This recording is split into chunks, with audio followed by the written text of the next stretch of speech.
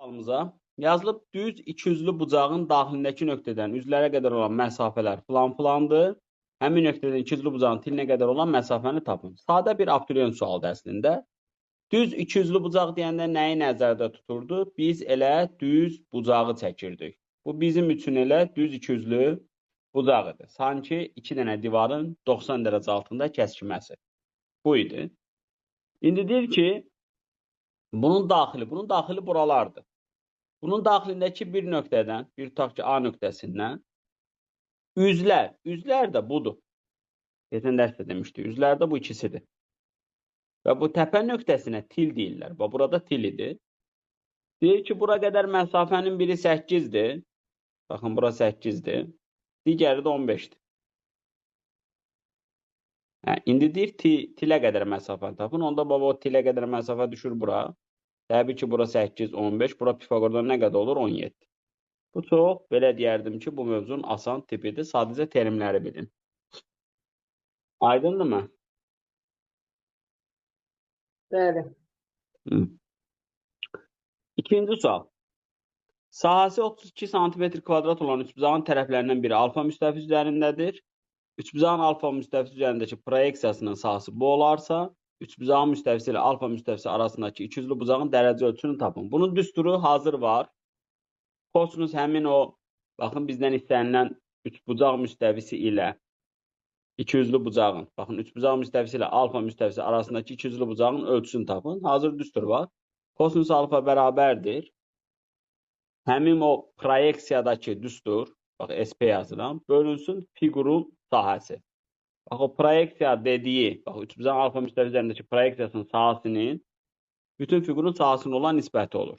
Bunu elə öyrənin. Şəkilə də o qədər də ehtiyac yoxdur. Onda bu olur 16 kök 2-ni biz bölürük 32-yə. Nə qədər düşür? Kök 2 bölü 2. Kök 2 bölü 2-də neçə dərəcə idi? 40'dır. Bu düsturu bilirdinizmi siz? Proyeksiyanın sahəsini bütün fiqurun sahəsinin olan nisbət. Topuda da buna aid sual var.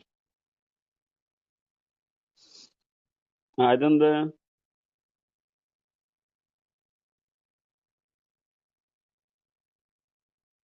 Danışın. Bəli, düstur olmayacaq, nə deyirdik? Budur düstur. Düstur biləsiniz hardan alınır? Lap düsturu isbat da eləyə bilərəm. Sadəcə misal tipinə biraz çox baxmaq istəyirəm deyə isbatdan danışanda vaxtımız çox gedəcək. Və bu üçbucağın hər hansı bir tərəfidir. Tutaq ki, AB tərəfidir. Bu müstəvi üzərindədir. Bu da S təpəsində göyə qaldırmışam.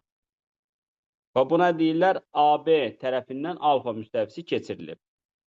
Bunun proyeksiyası deyəndə, və buranın proyeksiyası deyəndə, bunun kölgəsini nəzərdə tuturlar. Və alfa müstəvisi ilə arasındakı ikiyüzlü bucaqdan danışanda deyirdim, həmin o AB tərəfinə nə çəkin? Keçən dəfə sizə dedim. Hündürlük çəkin. Bura hündürlük çəkin. Baba, buradakı bir üçbucağın sahəsindən danışırlar. Belki burada bir kadem kölgəsindən danışırlar. Bura H olur. Çünki AB tərəfinə çəkilib. Burada tutaq ki, A-dır. Əslində həmin şəkil, həmin o proyeksiya bura düşür əslində. Bax, tam bura düşür.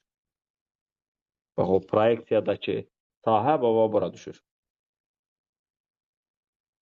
Görürsünüzmü? Kölgəsi. O üzün kölgəsi. Bəli, Bax, belə bir lori danışımda. Baxın, bu bir taxtadan düzəldilmiş üçbucağın bu üzüdür də. Bu üçbucaqdır. Bura doludur. Bunun kölgəsi hara düşər? Altda düzəltdiyim bu yerə. Bax, bura. Bax, bunun sahəsini sizə verib. Onda bax, onun sahəsini necə tapacaq? Bunlar üçün ortaq iki tərəf elə A olur. Baxın, hər ikisi üçün. Burada hündürlük çəkəcək. Burada nə deyək məsələn? H1. Bu alfadan danışır. İndi o alfanı siz bu fiqurda baxın. Görürsünüzmü bu üçbucağı? Bu necə üçbucaqdır? Düz bucaq. Çünki S təpəsindən yerə qədər məsafə var. Onda oradan kosinus alfa nəyə bərabərdir? Bitişik kateter nəyə nisbəti? Hipotenuza. Bax, indi üçbucağın sahəsini yazıram. S fiqur yazıram. AH bölü 2. S proyeksiya yazıram. O da AH1 bölü 2. Bunlar tərəf-tərəfə böləndə S proyeksiyanın S fiqura nəyi olur? Nisbət olur. Aydındır müəllim. Anladın? Bəli, çox sağ olun. Hə, yəni indi hər dəfə siz bunu isbat eləyən deyilsiniz ki, bu düsturu öyrənin, yazın get.